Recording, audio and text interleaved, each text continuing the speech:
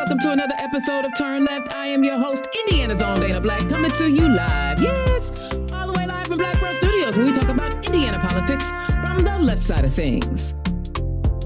Welcome back, Indiana's own Dana Black, Turn Left to another episode. Welcome back, welcome back. I am so excited about this new format because I'm now able to bring you more candidates, more Democrats for you to get to know and love. Some of them haven't made any special lists or anything like that, but they are still working hard to earn your support. And I'll have you know that this candidate has decided to give up some of their Memorial Day weekend to talk to us on Turn Left. Y'all, we are talking to Candace Greer, who's running for Indiana House District 64. Candace, welcome to the show. Thank you. Thank you for having me. So are you enjoying this holiday? I know that you would rather be hanging out with the friends and family, but you took time out to talk to us today. Thank you. Yes. Yeah. Well, you know, the weather's been rainy and stupid anyway, so yeah, I understand. I can't enjoy my summer till later anyway. It'll be all right. I love that. I love that. So tell the people who you are and where you come from. So my name is Candace Greer, as you already know. Everybody calls me Candy. Just like Candy. Unless, you know, oh, every time. Yeah, my husband, you should hear it all the time. Let's see. I am from a union household. My husband is a laborer for our local 561. All right. That we're based out of Evansville, which is about 45 minutes away from us. I'm from Princeton, so was very deeply red and deeply small, and fighting the good fight over here. So, definitely a blue dot. Yeah. So tell me, was there something in your youth or something in your past that made you say, you know, I want to go into public service? Really just growing up the way I did. I was a city kid most of my life.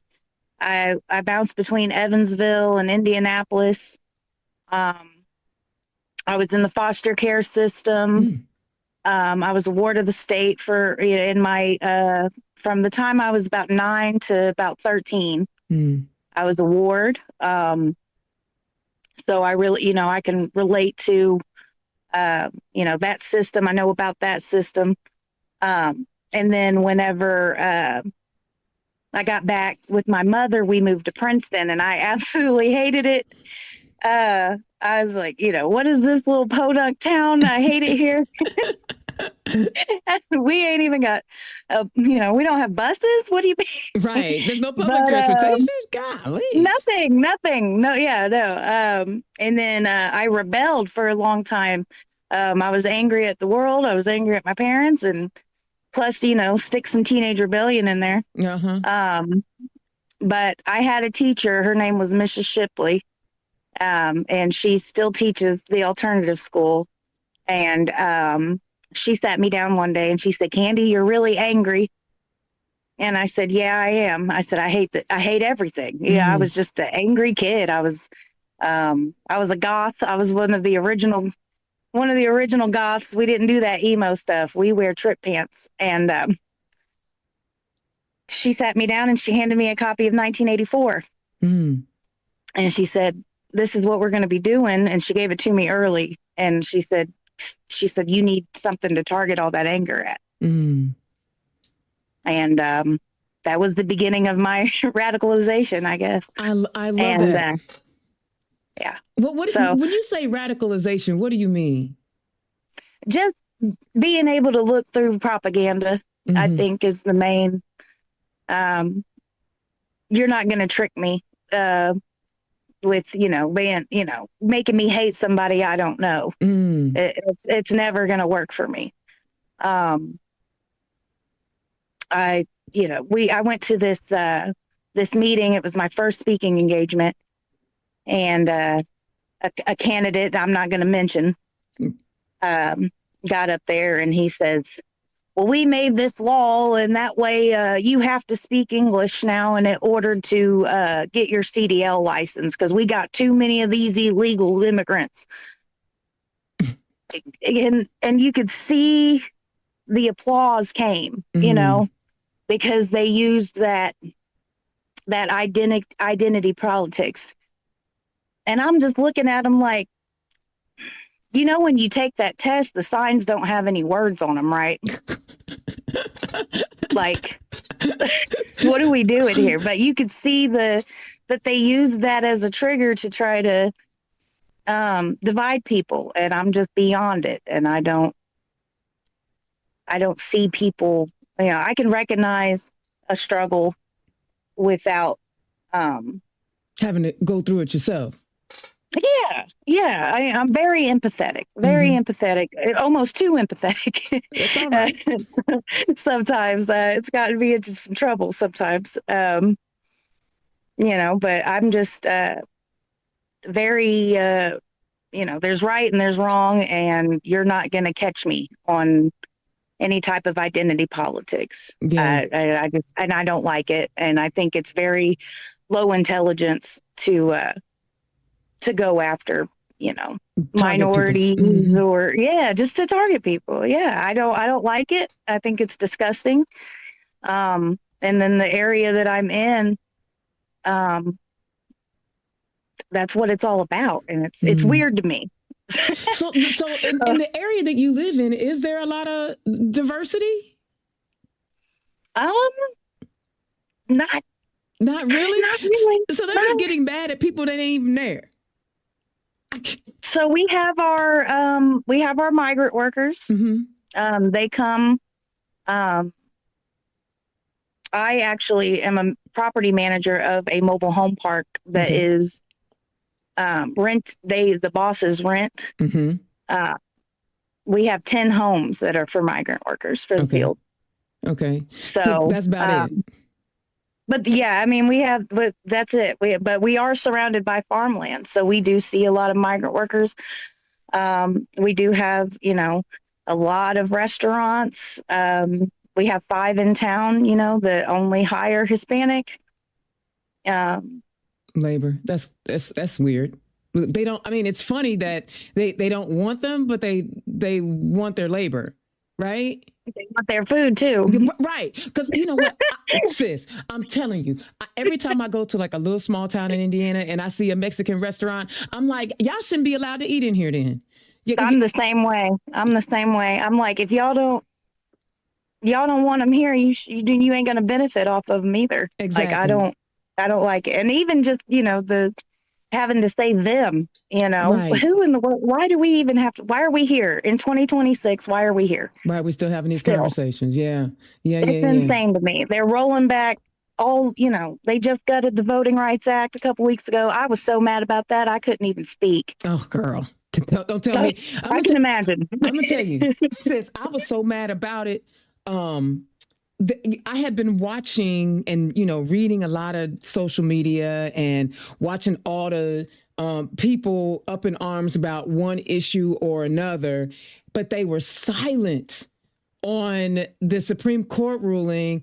And talk about somebody being mad. Talk about, my God. You better not say the wrong thing to me on this particular day. That day, I know. I was the same way. And like I said, empathy, that huge empathy that I have, I can't, and I would never tokenize my daughter, Well, what do you mean tokenize your daughter? Tell us about your daughter. She's mixed. Oh, okay. Yeah. So,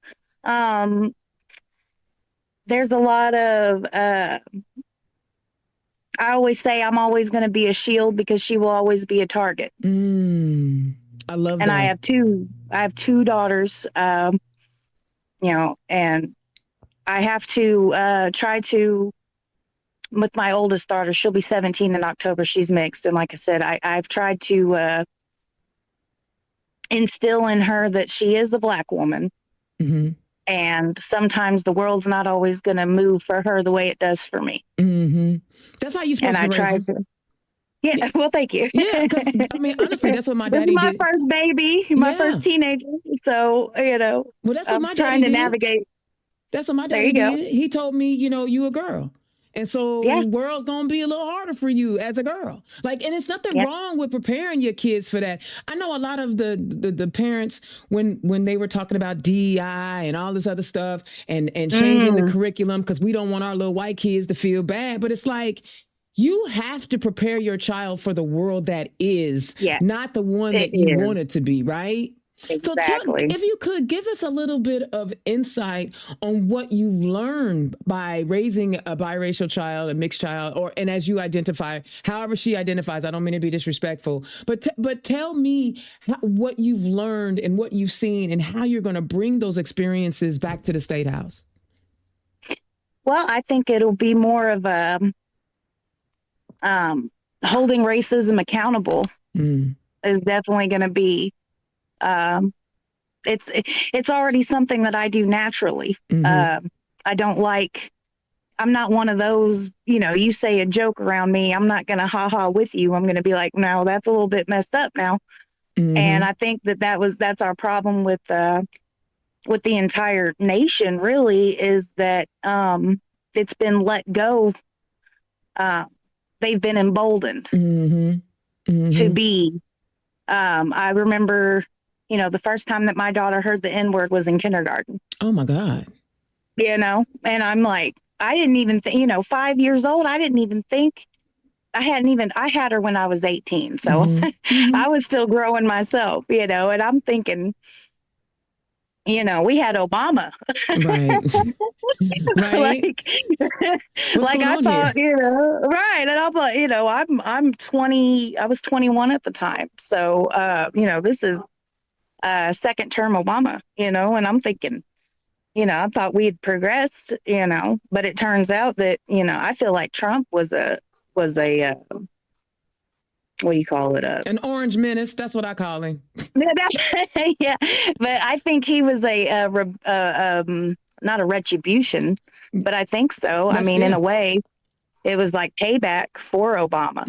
But, and I think it emboldened a lot of the white supremacist groups that had been laying under, dormant for a long time and just kind of working through their wives or whatever the case may be, different systems. I think that it ended up coming out. And then when Roe v. Wade was overturned, I mean, there was little boys going to my daughter talking about your body, my choice. Ha ha. I mean, in school. The things that we're teaching kids inadvertently. Yeah.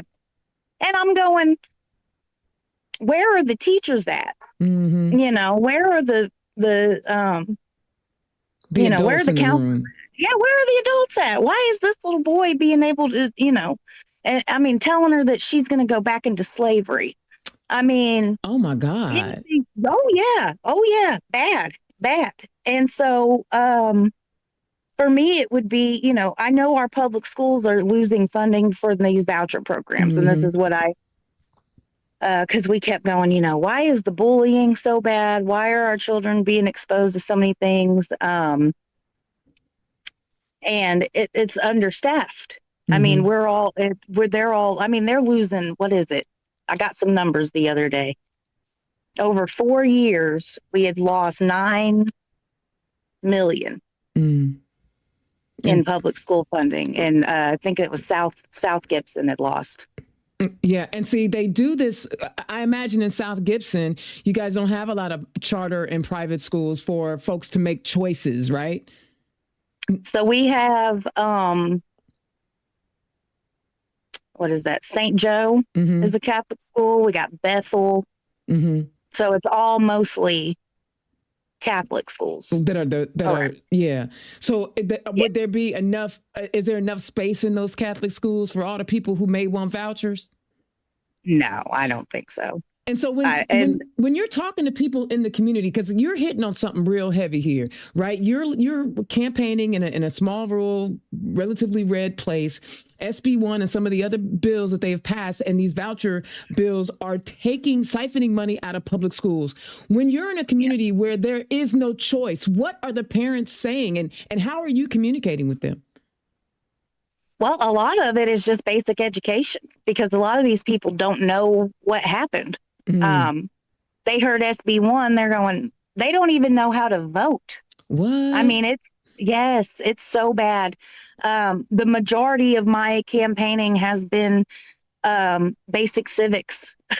Wow. And I hate to say that because I've had so many people, they go, Candy, we want to vote for you, but we don't know how. Wow. Wow. And I'm going, I can't even tell you what the situation is if you don't even know the basic foundations of the democracy that I'm fighting for. Right.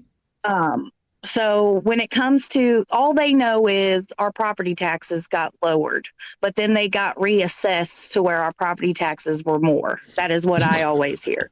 Wow. Wow. So they thought they was going to save some money, but when they reassessed the property, the value went up. So the taxes went up. So they didn't get anything. They didn't get anything. Yeah. Yeah. And that's what they're mad about. They're not mad about what the actual bill was. So they're mad about their. When you when you talk to them and these folks consistently vote they pulling, how do you get them to see that how they're voting is directly affecting their, how do you say that without hurting their feelings? Because once you make some, they'll tune out. I know. That's one thing that I've been having trouble with, is because I will go to Christian nationalism and white supremacy, and and leadership is like, hey, come back a little bit. That's not a kitchen table issue. Mm-hmm. And I'm going, so what is it? And they're like, make it about the public school. Don't make it about the fact that it's siphoning over to, They're not wrong. Don't go too deep, Candy. Don't go too deep. Yeah. And I'm like, I can't, because it's like you're as a candidate, you're learning to move away from what is natural to you, and you do that. Like even I evolved. Like when I ran in 2016, I was mad about RFRA, and I was talking about why y'all treating gay people different, but my constituencies weren't talking about that, and I had to learn to evolve, because trust me, I was an angry lesbian. Oh my goodness. So, and it's okay. So when you're out knocking on doors, you said property taxes are one thing that the folks are talking to you about. What else are they talking to you about? I mean, that's the healthcare. I mean, it's hard because the healthcare system, like, we know we got clinics shutting down, we got hospitals that are going to be shutting down. But when you come from an area where it was already craptastic to begin with. I'm still in that word, craptastic. It's craptastic.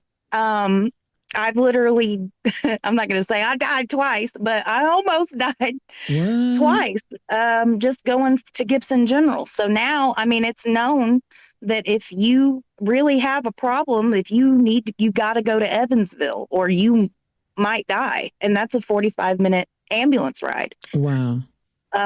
So for me personally, and for everybody else, I mean, it's just kind of like same SSDD when it comes to the healthcare situation, because we already experienced that living in this rural area. So it's kind of like, I'm not going to say it's not a non-issue, because of course, God forbid the hospital shuts down, but they just built a new clinic like 2 years ago, a year ago, and it's already shut down. What?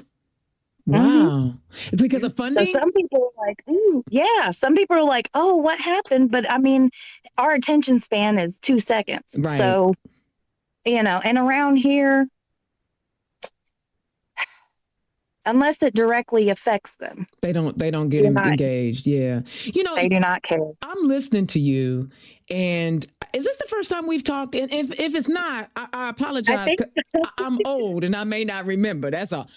Are you boomering on me? Yeah, I'm a straight up Xer over here, honey. I'm a straight up Xer. Be 56 in a few weeks. I love it. I'm a millennial. Yeah. One of the things I'm loving about our general conversation right here, and I want to just highlight a few things.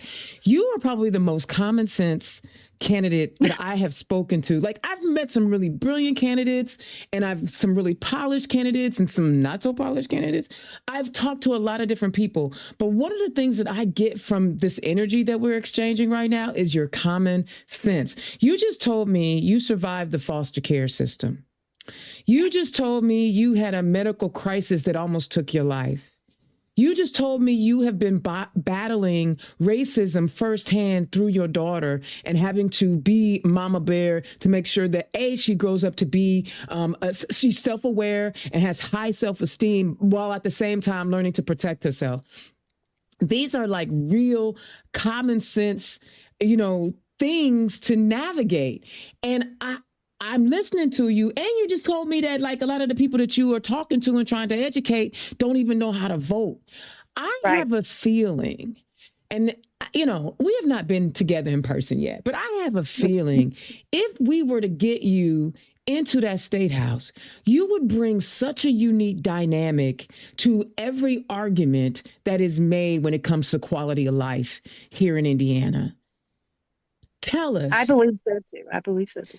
As you've grown from your foster care, being a teen mom and raising a beautiful teen daughter, where does that perseverance come from?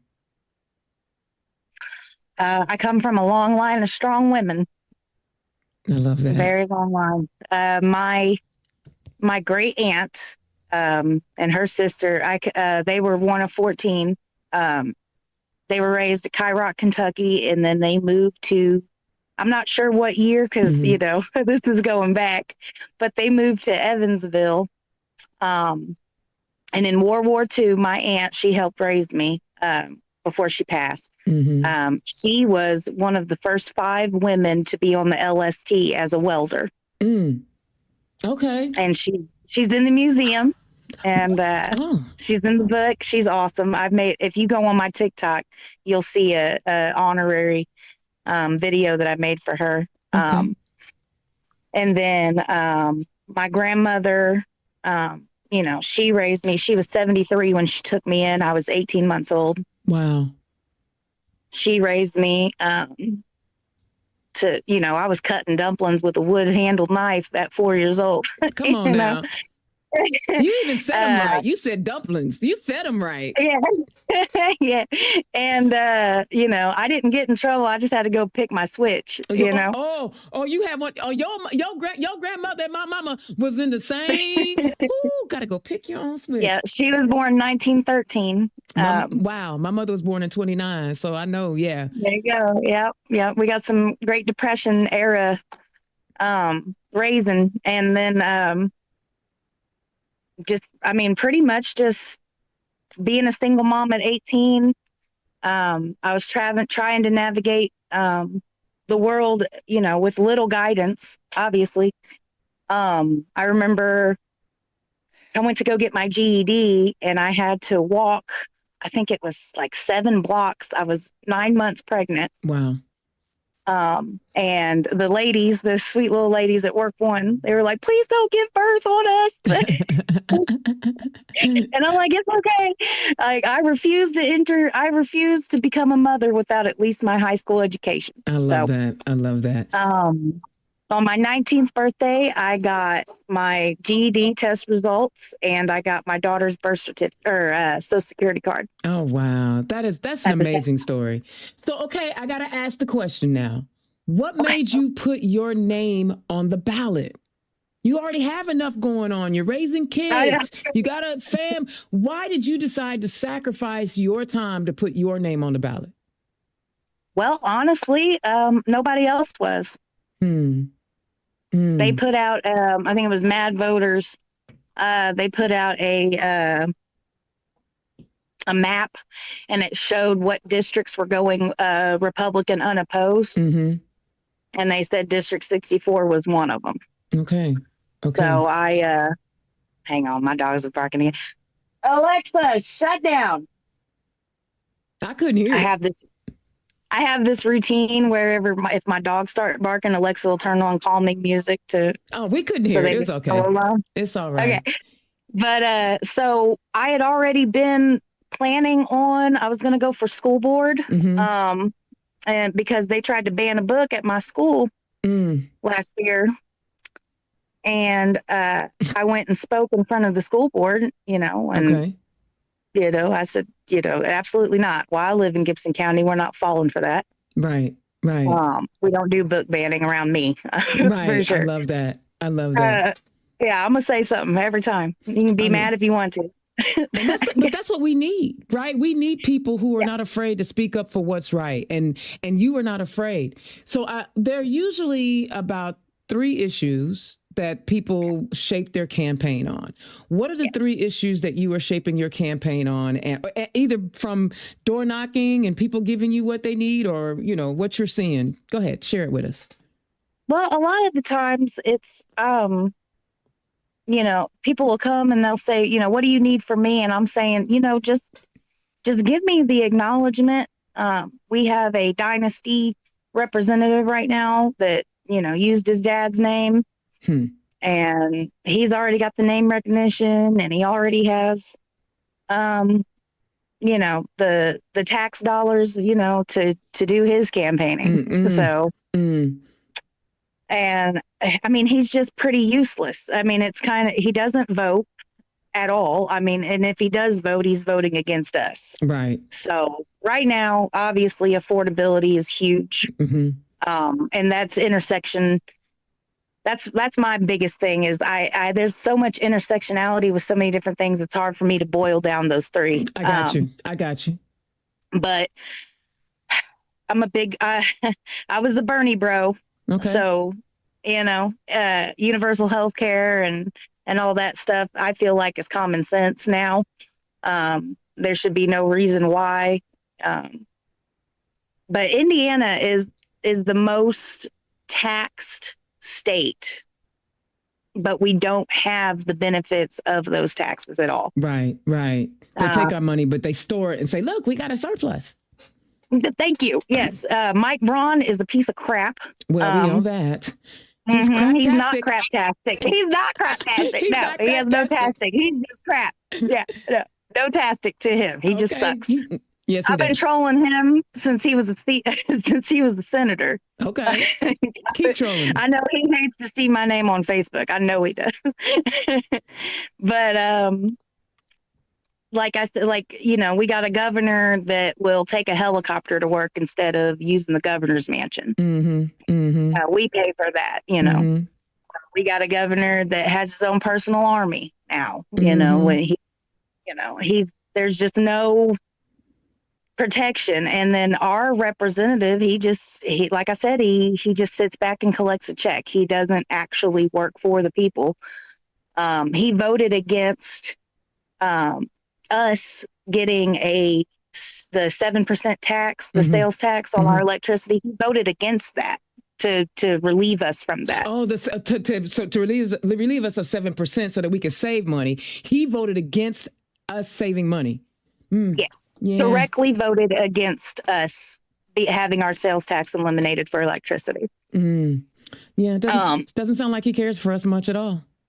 Right. Well, he doesn't have to. He sits in his house out in the country, and he doesn't care that the public schools are losing money because his kids are homeschooled. He doesn't care, that the religious tyranny is coming because he's part of from what I've heard, he's got a cult in his basement. Oh.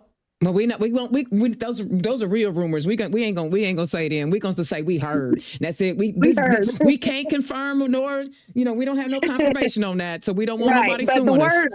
The word around District 64 is he's got the cult in his basement. Well. And then but if you're gonna have this job and represent the people need to see you. I've lived here my whole life. You can ask somebody who Candy is, and most likely they're either going to tell you, oh yeah, I know Candy, or they know my husband, or, but when it comes to him, it's like, oh, well, we hung out in college, but where's he been? We never see him in a town hall. We never see him anywhere. And I didn't start this campaign to bash this guy either. Right. But where are you? What are you doing? Yeah. Why are you sending me your flyers, honey? You didn't know I was running against you? Wow. Or why are you sending this lady a happy 85th birthday when she just turned 84? And you got our state seal on it. Like, it's embarrassing, dude. Shave your beard and get out here and work. And he's not But going to that's do that. the issue. Yeah. That's the issue. They've lost touch. I think that is a dang good reason to run, because if you feel like you're not getting represented the way you deserve to be represented, then I think you should run. I'm glad you're running. And you're the type of candidate that I get excited about seeing, right? Because you're running in a red district where people are just chalking it up, but there's power in door knocking. There's power in talking to your constituents. And you keep talking about the affordability issue and how people are suffering based on and you explain to them, like you said, you've been doing civics training. Every time you out talking to people, keep doing it. I know it's hard. I know it does. It gets exhausting, because if you're not in this world and you're not, I have to take cell phone breaks to where that way I can just have some mental health, because if it's politics all the time, I just start getting angry and I'm just mad all the time. And well, I like that I'm trying to live one day. I'm glad you're trying to channel that energy into something positive. That's the best thing you could do. I'm really, really freaking proud of you. Like, we don't even, like I said, we've not even been in the same space together, but I'm just hearing your story and I'm like, this is what I'm talking about. Nobody told you what you could or you couldn't do. And even if they did, you weren't going to listen no way. No. Well, they were actually a little peeved at me. No, who cares? Who cares? Well, I didn't ask for permission. I just went and followed. I just went and followed. Listen.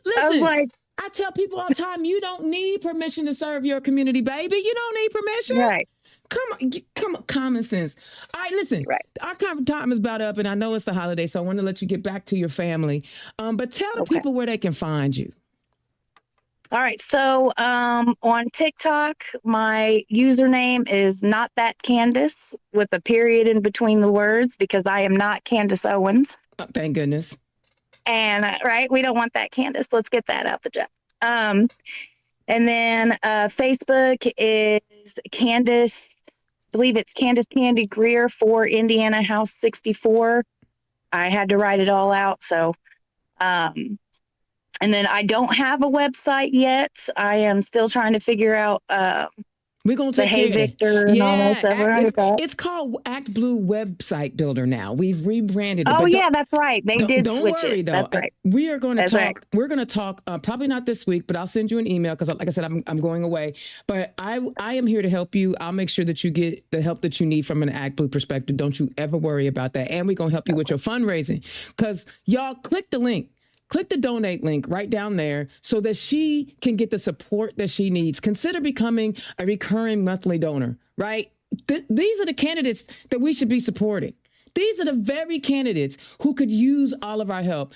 Are you connected with Michelle Higgs of the Rural? I am. Okay. Rural Summit. Yeah. Good. Because that organization is doing good work, and I want to make sure that you get connected. After this campaign is over, also, I want you to consider applying for Who's Your Woman Forward. So the application period is open now to June 6th, but you're in the middle of a campaign. I wouldn't want you to distract yourself, but if you feel like you can do it. I'm not going to tell you not to do it. But I'm actually an at-large delegate too. Okay, so then I'll see you in a couple weeks. Yes, you will. And I'm precinct chair too for I'm not the chair, but I'm one of the chairs. I'm PC for Gibson County. So I'm going to be active, even if I don't make it to the state house. I'm still going to be fighting for my community, That's more locally. So you sound more I've signed up for all of it. I love that. That's what we should end it. You signed up for all of it, y'all. I did. Anything I could sign up for. I'm 35 years old. My kids are, 11 and 17 this year. And I feel like they're not going to have much of a future if I don't do something about it. I love it. Candace Greer, running in House District 64. Thank you so much for joining me today. All right. Thank you. Y'all, that's the kind of candidate that we should be getting behind. That's the grassroots candidate. Like, literally somebody homegrown in their community. Like, I don't care. I'm going to do this because this guy is terrible. So listen, find Candace Greer, support Candace Greer, donate to Candace Greer, volunteer to Candace Greer, running for House District 64. Indiana's own Dana Black, turn left. Thank you so much for tuning in. I will holler at you next time. Peace. Turn Left is the property of Black Pearl IT Solutions, executive producer, Indiana's own Dana Black. Music by Dorian and 22 from Pixabay.